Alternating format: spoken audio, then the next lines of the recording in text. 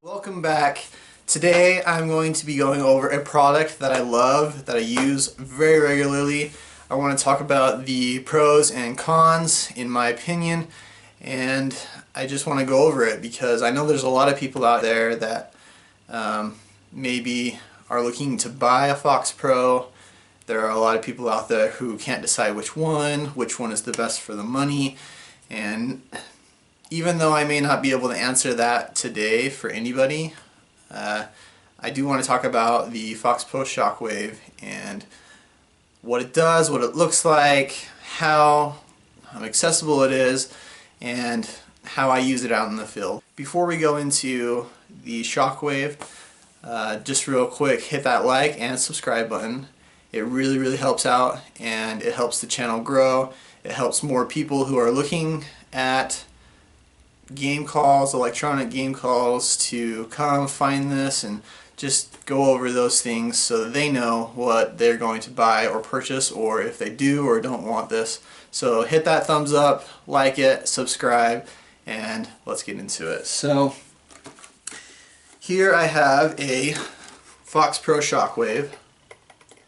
This product is awesome. I love this product. You'll see this in all of my videos when I'm hunting.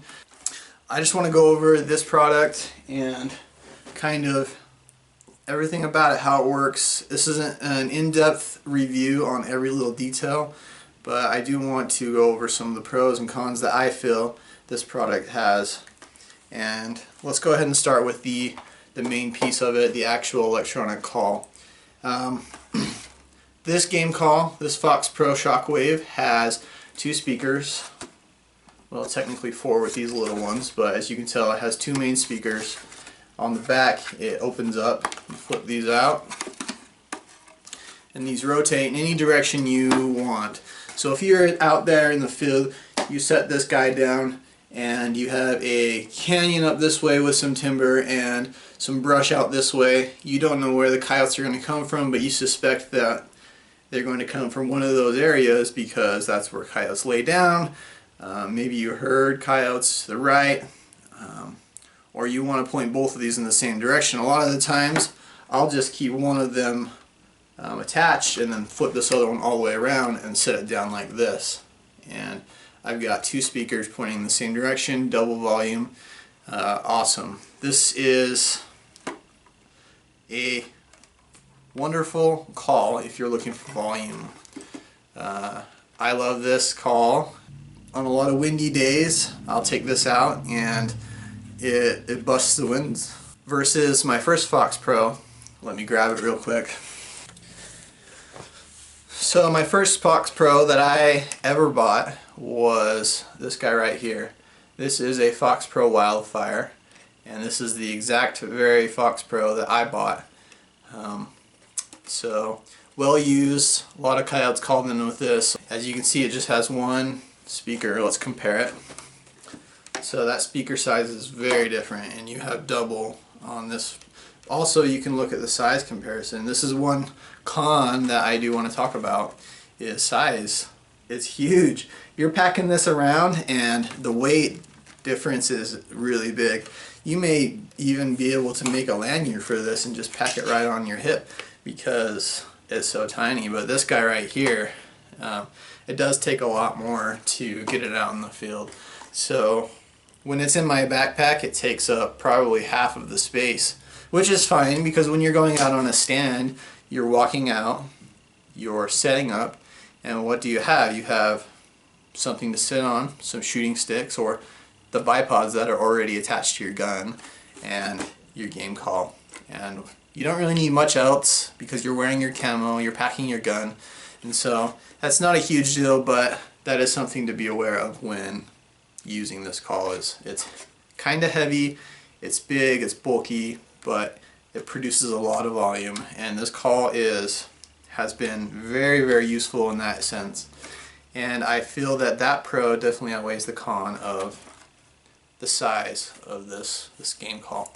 So FoxPro does a very good job with their sounds. Anybody who uses a FoxPro or who's used one, a lot of people love the sounds. They're recorded.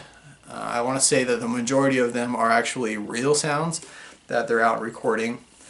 And this FoxPro actually comes with 100 pre-downloaded sounds from many different categories, such as coyote vocals, you have fox, you have bobcat, rabbit, bird, rodent distress, and domestic, all the way down to mountain lion, wolf, and your crow family, such as magpies, crows.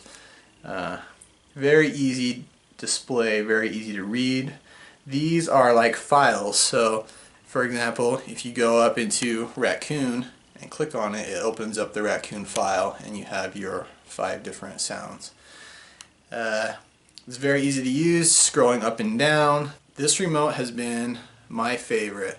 My last remote was not so easy to manage or use, and so this remote, huge step up. The distance that this remote can transmit to the FoxPro is huge. I've set this FoxPro, probably the farthest I've set it is about 50 yards.